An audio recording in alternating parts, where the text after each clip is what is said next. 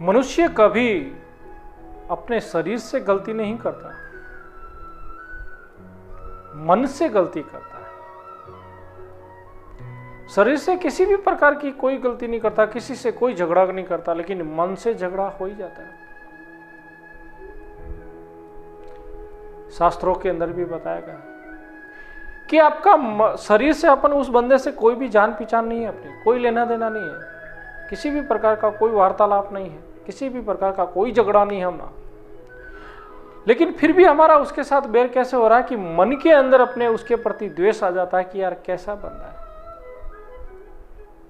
मैं इतना नहीं कमा रहा हूं, वो इतना क्यों कमा रहा है, वो इतना क्यों कर रहा है, वो कैसा ऐसा क्यों है।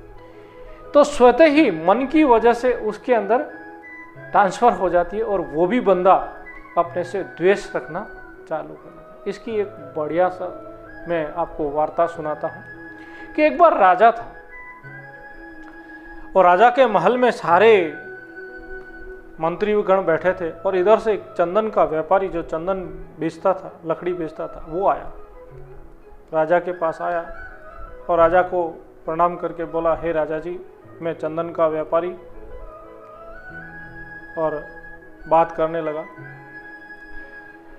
राजा थोड़ी दूर मौन रहा और सोचने लगा और सोचने के बाद उसने आदेश दिया कि इसको बंदी खाने में बंद कर दो।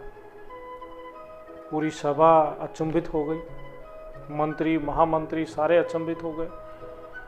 राजा के महामंत्री ने विचार किया कि यार ये क्या बात हुई, उसको बंदी खाने में, इसने तो कोई गुनाह भी नहीं किया, क्या बात ऐसी हुई, लेकिन उसको बंदी खाने में डाल दिया। फिर सभा खत्म हुई तो वो मंत्री राजा के पास गया और राजा के बोला कि हे महाराज, आप इतने दयालु, इतने सहिष्णु, धर्मशील, और फिर उस व्यापारी की क्या गलती थी, उसकी तो कोई गलती भी नहीं थी और आपने उसको निरपराध को अपराध दे दिया है, जेल खाने में डाल दिया। फिर राजा महामंत्री के कहने से उस चंदन के व्यापारी को बाहर निकाला और आदेश दिया कि ये मेरे नगर में कहीं पे भी नजर नहीं आना चाहिए, मेरे नगर से नहीं रहना चाहिए, इसको नगर का निकाला, देश निकाला जिसको बोलते हैं, नगर से निकासित कर दो, इसको नगर में रखना ही नहीं, मुझे ये नगर में ही नहीं चाहिए, ये नगर के बाहर, गांव के बाहर कहीं पे भी रहे, तो उसको गांव के बाहर निकालो। फिर बड़ा महामंत्री को विस्मय हुआ, आश्चर्य हुआ कि यार ये कैसी विस्मता है, कैसी घटना है, अभी तो जेल खाने में डाल दिया बिना गलती और अभी बोल रहे हैं नगर में ही नहीं रहेगा, क्या है, कैसा क्या कारण है। व्यापारी नगर के बाहर चला गया, लेकिन महामंत्री से रहा नहीं गया, सहन नहीं हुआ, ऐसी क्या बात हुई, इतने अच्छे धर्मशील राजा और ऐसी हरकतें क्यों कर रहे हैं, क्या बात हुई। तो वो चंदन के व्यापारी के पास गया और व्यापारी को बोला कि राजा जी, अब चंदन की लकड़ी से बना हुआ भोजन करेंगे, चंदन की लकड़ी के ऊपर जो भोजन बनेगा, लकड़ी जो डालते हैं उसके आगे चंदन की लकड़ी डालेंगे और उससे भोजन बनाएंगे, चंदन की लकड़ी जला के। ये वेद जी ने बोला है, तो इसीलिए आप रोज 1-1.5 क्विंटल आप चंदन की लकड़ी राजा के महल में भिजवा देना, पैसे आपको मिल जाएंगे। ऐसा कह के महामंत्री आ गया। अब रोज सुबह लकड़ी वाला व्यापारी चंदन की लकड़ी 1-1.5 क्विंटल वहां पहुंचा देता है और उसको पैसे भी मिल रहे हैं। अब चंदन की लकड़ी में खाना बन रहा है तो राजा तो तंदुरुस्त होना ही है, खुशबू तो आनी है चंदन की लकड़ी, सब आनंदमय प्रसन्नमय, पूरा राजमहल बहुत ज्यादा हो गया। तो एक दिन राजा ने खुश होके चंदन के व्यापारी को बुलाया कि उसको बुलाया जाए, बुलाया उसको। सभा फिर से बैठी और थोड़ी दूर बैठे प्रणाम किया और राजा ने अपना हीरो का हार निकाल के लकड़ी वाले को दे दिया, चंदन की लकड़ी। मंत्री फिर बड़ा अचंभित हुआ कि उस दिन तो जेल खाने में डाला, फिर बाहर निकाल दिया और अभी हार दे रहे, क्या बात क्या।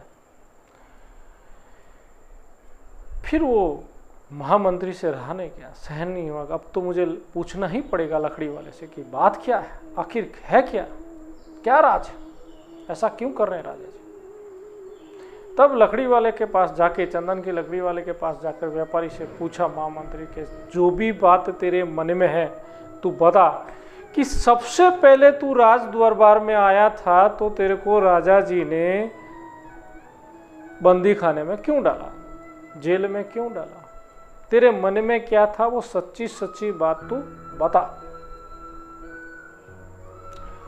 फिर व्यापारी ने बोला कि हे मंत्री जी, जब मैं पहली बार राजमहल आया था तब मेरा व्यापार चल नहीं रहा था, मैं बड़ा दुखी था, परेशान था, लकड़ियों का, चंदन की लकड़ियों का ढेर लग गया था, कोई खरीद नहीं रहा था, मुझे बहुत ही तकलीफ हो रही, इसीलिए मैं तो राजमहल आया था।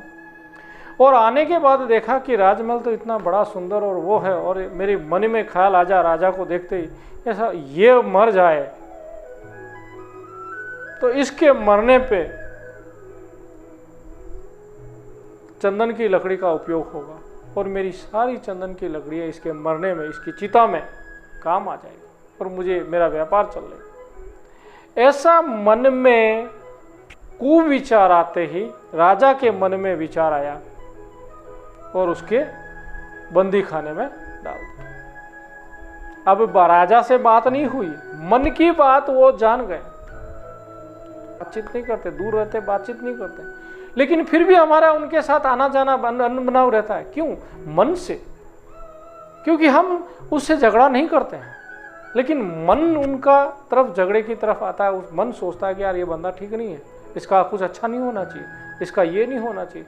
तो मन की वजह से सामने वाले के मन में भी ऐसा प्रस्ताव आता है कि यार ये बंदा अपने विषय में अच्छा नहीं सोचता, तो आपस में द्वेष भावना हो जाती है, बिना कहे मन की लड़ाई हो जाती है, आत्मा की लड़ाई हो जाती है। शरीर नहीं लड़ रहा है, आत्मा ही लड़ रहा है, मन लड़ रहे हैं एक दूसरे से, मन की वजह से लड़ाई हो रही, झगड़ा हो जाता, द्वेष आ जाता मन में। फिर मंत्री जी ने पूछा, ठीक है ये बात तो तेरी समझ में आ गई कि भाई तेरे मन में कुविचार आया इसीलिए राजा जी ने तेरे को दंड दिया, राजा जी के मन में उस संदेह हो गया था इसीलिए दंड दिया। अब ये बता कि तू अब आया है, अब तेरे को हीरो का हार क्यों दिया?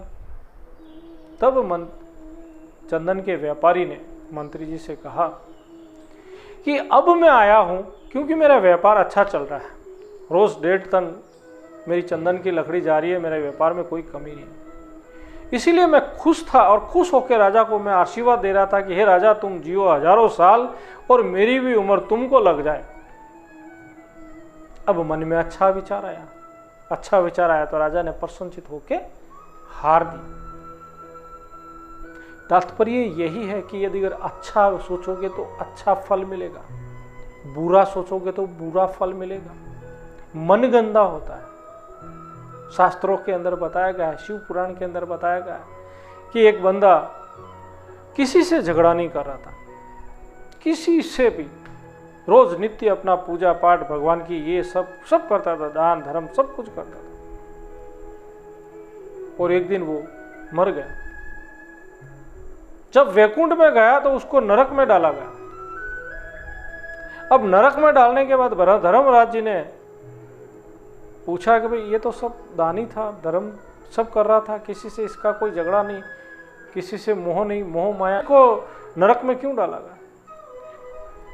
बोला ये इसने कभी किसी का अहित नहीं किया है, इसने कभी भी असत्य नहीं बोला है, कभी भी इसने झगड़ा नहीं किया है, लेकिन इसकी जो छठी इंद्रिय है मन, इसकी मन की वजह से इसको नरक मिला। बोला कैसे? कि मन की वजह से नरक कैसे? कि ये आजू बाजू ऊपर नीचे पड़ोस में जिस सबको भी देखता था उससे जलन होती थी मन से, यार ये इतना अच्छा क्यों है, यार ये इतना ये खराब क्यों। कोई भी स्त्री माताएं बहनें गई है तो उनके विषय में मन से बहुत ही अच्छी सुंदर स्त्री, तो मन से ये खराब था, मन से इसके शुद्ध विचार नहीं आ रहे थे, इसीलिए इसको नरक दिया गया। तो शिव पुराण के अंदर बताया गया है कि अपने जैसे मन भी शुद्ध रहना चाहिए, तो तन भी शुद्ध रहेगा और सब चीजें शुद्ध रहेगी। दर्शक महाराज, जीवन के अंदर बहुत सारा सारांश दिया गया है, बहुत ही अच्छा अच्छा सारांश दिए हैं कि यदि अगर मन अच्छा रखेंगे ना तो सब कुछ अच्छा अच्छा होगा।